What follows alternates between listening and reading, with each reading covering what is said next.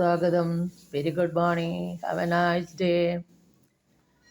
നമ്മളിപ്പോൾ ഇത്രയും ദിവസം നോക്കിയത് ലൈഫിലെ career guidance, relationship issues, financial crisis, അങ്ങനെയുള്ള നമ്മുടെ ജീവിതവുമായി ബന്ധപ്പെട്ട കാര്യങ്ങളായിരുന്നു. ഇതിനിടയിൽ നമുക്ക് ഭഗവാന്റെ ഭഗവതിയുടെ സന്ദേശങ്ങൾ എന്താണെന്നും കൂടി ഒന്ന് അറിയണമല്ലോ.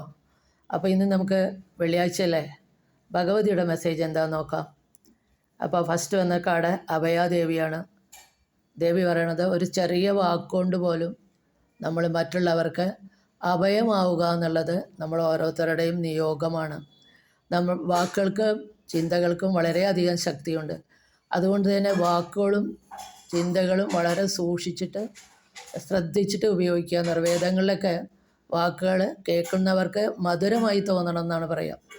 അങ്ങനെയുള്ള വാക്കുകൾ വേണം നമ്മൾ ഉപയോഗിക്കാൻ. മറ്റുള്ളവരിൽ സന്തോഷത്തിനും സാന്ത്വനത്തിനുമായിട്ട് വേണം നമ്മുടെ ഓരോ ചെറിയ വാക്കും നമ്മൾ ഉപയോഗിക്കേണ്ടത്. നമ്മുടെ ഓരോ ചെറിയ വാക്കും മറ്റുള്ളവരിൽ ഒരു അഭയമായി മാറാൻ വേണ്ടി നമ്മൾ ശ്രമിക്കണം. അത് ഓരോരുത്തരുടെയും നിയോഗമാണെന്നുള്ളതാണ് ഇവിടെ അഭയാദേവി പറയുന്നത്. അടുത്ത കാർഡ് ഫലദാദേവി, ഫലങ്ങളെ തരുന്ന ദേവി.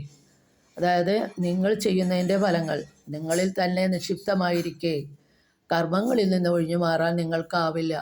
നിങ്ങൾ ചെയ്യുന്ന ഓരോ കർമ്മങ്ങളും അത് നല്ലതാണെങ്കിലും മോശമാണെങ്കിലും അതിൻ്റെ ഫലങ്ങൾ നിങ്ങളിൽ തന്നെയാണ് നിക്ഷിപ്തമായിരിക്കുന്നത്. അതുകൊണ്ട് നിങ്ങൾക്ക് അതിൽ നിന്ന് ഒഴിഞ്ഞു മാറാൻ സാധിക്കില്ല. നല്ല കർമ്മങ്ങൾ ചെയ്താൽ തീർച്ചയായിട്ടും നല്ല ഫലങ്ങൾ, മറിച്ചാണെങ്കിൽ മറിച്ചായിട്ടുള്ള ഫലങ്ങൾ.